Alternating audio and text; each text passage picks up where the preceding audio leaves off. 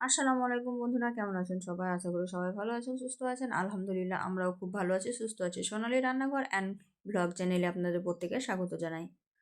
আজকে আমি শবে বরাত স্পেশাল বরফি রেসিপি শেয়ার করতে এসেছি। এটা সুজির বরফি রেসিপি। দেখতে যেমন সুন্দর হয়েছে, খেতে কিন্তু তার থেকে দ্বিগুণ সুন্দর হয় আর খুব সহজেই তৈরি করে নেওয়া যায়। তো চলুন আজকে রেসিপিটা কীভাবে তৈরি করেছি সেটা আপনাদের সঙ্গে শেয়ার করি। তো এখানে আমি কিছুটা টুটি ফুটি নিয়েছি, মানে ড্রাই ফ্রুট, আর এখানে ঘি নিয়েছি। এটা আমি তৈরি করেছিলাম বাড়িতে, গাওয়া ঘি। তো কড়াইয়ে প্রথমে ঘি দিয়ে দিলাম 1 চামচ পরিমাণ। এটা বড় চামচ আছে, বড় চামচের 1 চামচ পরিমাণে ঘি দিয়ে এটাকে গলিয়ে নিলাম। তারপরে আমি 1 বাটি সুজি নিয়ে নিব। আমি 1 বাটি পরিমাণ সুজি তৈরি করছি। আপনারা যদি বেশি পরিমাণে সুজি তৈরি করেন তাহলে ঘিয়ের পরিমাণটা একটু বেশি দিবেন। আসলে ঘিয়েই সুজির স্বাদটাকে 2 গুণ করে বাড়িয়ে দেয়। তো এখানে 1 বাটি সুজি আমি নিয়ে নিলাম। এখন আমি কড়াইয়ের মধ্যে দিয়ে দিব। দিয়ে ভালোভাবে নাড়াচাড়া করে এটাকে ভেজে নিতে হবে, কালার চেঞ্জ হওয়া পর্যন্ত সুন্দরভাবে ভেজে নিব। অনবরত নাড়াচাড়া করে সুন্দরভাবে আমি কিন্তু এটাকে কালার চেঞ্জ করে ভেজে নিয়েছি। কালারটা দেখলেই বুঝতে পারবেন যে এটা কিন্তু সাদা থেকে একদম গোল্ডেন কালার হয়ে গেছে হালকা। তো এখন আমি এখানে দুধ অ্যাড করব। তো এখানে আমি 500 গ্রাম দুধ অ্যাড করেছি। আমি পুরোটাই দুধেই তৈরি করেছি। আপনারা চাইলে কিন্তু হালকা জল দিতে পারেন, কিন্তু দুধে তৈরি করলে বরফির স্বাদটা বেশি সুন্দর হয়। তো 500 গ্রাম দুধ দিয়েছি 1 বাটি সুজির জন্য। তো এই তো এখন আমি নাড়াচাড়া করে ভালোভাবে এটাকে সিদ্ধ করে নেব। আর এটা কিন্তু অনবরত নাড়াচাড়া করতে হবে। সুজির বরফি বলেন বা সুজির হালুয়া বলেন, একটাই বিশেষত্ব যে সব সময় নাড়াচাড়া করতে হবে। তো এটা সুন্দরভাবে নাড়াচাড়া করে শুকনো শুকনো করে নিয়েছি। এটা ভালোভাবে সিদ্ধ হয়ে গেছে। আর 1 বাটি সুজিতে 1 বাটি চিনি আমি দিয়ে দিয়েছি মাপ করে। পরে যদি লাগে তাহলে কিন্তু আপনারা টেস্টটা বুঝে দিবেন। আমি কিন্তু 1 বাটি দিয়েছি, কারণ খুব বেশি মিষ্টি রাখবো না। তো চিনিটা সুন্দরভাবে গলে গেছে, একদম সুজির সঙ্গে সুন্দরভাবে মিক্সড হয়ে গেছে। তো এখন কিন্তু আমি নাড়াচাড়া করে যে জলটা আছে, চিনির যে ঘোলা জলটা আছে, সেই জলটা কিন্তু একদম শুকিয়ে নেব। যতক্ষণ না কড়াই থেকে একদম ছেড়ে চলে আসবে ততক্ষণ পর্যন্ত এটা অনবরত নাড়াচাড়া করে শুকিয়ে নেব।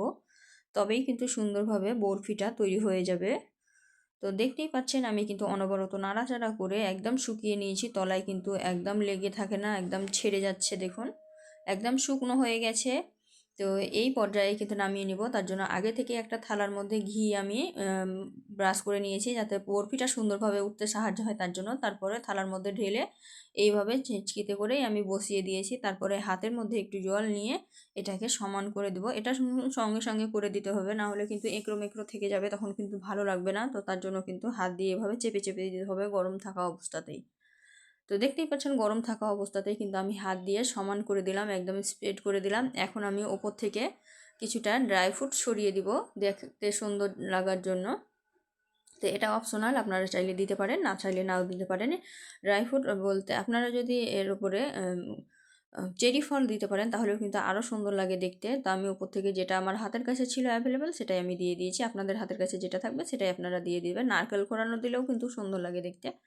তো ওপর থেকে দেওয়ার পরে এভাবে চেপে চেপে দিয়েছিলাম। তারপরে কিন্তু আমি এটা নর্মাল এমনি জায়গাতেই রেখে দিয়েছিলাম, ফ্রিজে রাখিনি।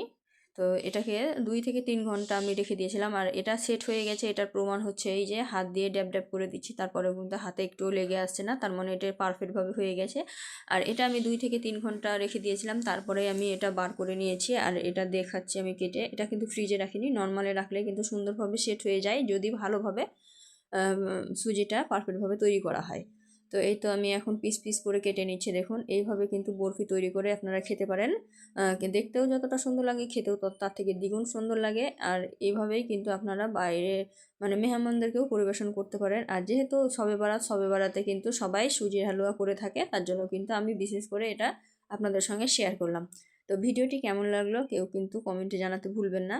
আর এই তো দেখুন, আপনারা ছোট বড় যেমন ইচ্ছা তেমন পিস করে নিতে পারেন। তলে কিন্তু একটুও লাগেনি আর সুন্দরভাবে উঠে যাচ্ছে দেখুন, একটু অসুবিধা হচ্ছে না, একদম পিস পিস হয়ে উঠছে।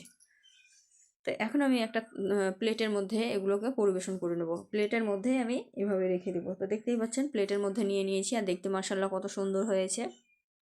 তো রেসিপিটি যদি আবার ভালো লেগে থাকে অবশ্যই একবার ট্রাই করবেন, আর ভালো লাগলে লাইক শেয়ার কমেন্ট করতে ভুলবেন না। আর এই ধরনেরই আরও নিত্য নতুন রেসিপি পাওয়ার জন্য আমার চ্যানেলটিকেও সাবস্ক্রাইব করে দিবেন, পাশে থাকা বেল আইকনটিকে প্রেস করে দিবেন। এই ধরনের আরও নিত্য নতুন রেসিপির নোটিফিকেশান আপনাদের কাছে পৌঁছে যাবে। আজকে এই পর্যন্ত, দেখা হবে এই ধরনেরই আরও নিত্য নতুন রেসিপি নিয়ে পরবর্তী ভিডিওতে। ততক্ষণ সবাই ভালো থাকবেন, সুস্থ থাকবেন, খোদা হাফেজ।